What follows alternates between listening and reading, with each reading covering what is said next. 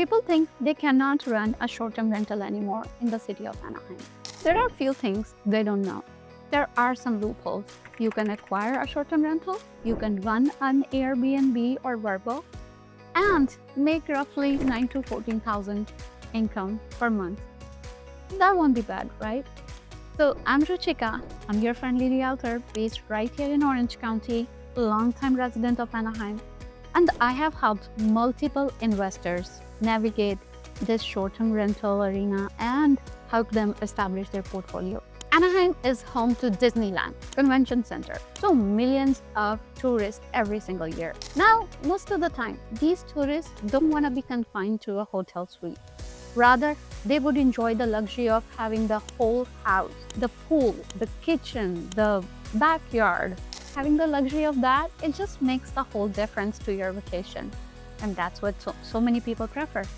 And that is the reason short-term rentals are so much in demand right here in the Anaheim.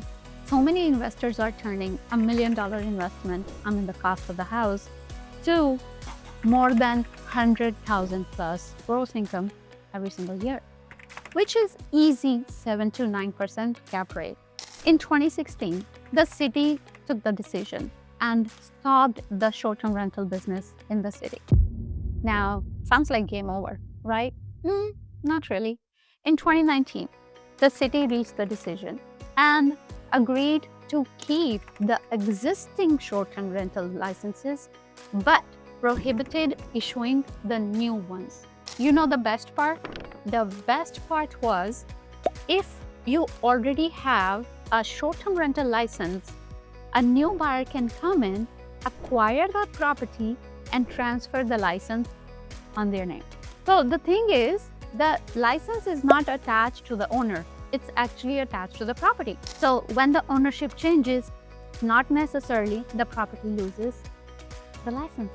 Yes, the city has some rules. Within the first 14 days after the ownership change, the new owner has to apply. But once they do, within 20 days, $500 fee for the filing, and boom, the new buyer can run the short-term rental now.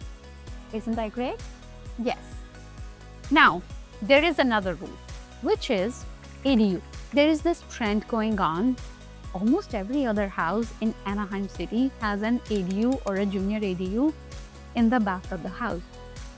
Well, the cost of living and lack of more housing in the county, yes, they have promoted so many ADUs. So here is the deal. The city doesn't allow you to have an ADU in the back of the house.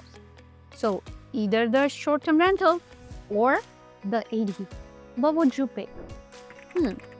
You want to have a back house and have a long-term rental, or you want to have the short-term rental license and do that?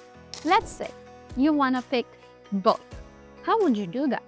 There is a loophole. Remember, I said that. So what's the loophole? There is a small slice of the city which is called unincorporated area. Now, this unincorporated Anaheim, it's not governed by the city, it's governed by the Orange County. So the rules the city has do not apply. What does that mean for you? That means you acquire a property over there in the unincorporated area, which does not have a current STR license. You go acquire the property and you apply for a new license and you run an Airbnb or the VRBO. Isn't that great? There is a cherry on the top too. What is that? The county allows, for the unincorporated area of Anaheim, the county allows you to have the main house and an ADU in the back, which means you can do the short-term rental for the main house, you can do the long-term rental for the ADU. If you are thinking about investing in the city of Anaheim, don't just go with the rumors about bands. Go with the professional. Work with them. Work with a person who knows the city, who knows the rules, and who knows the loophole.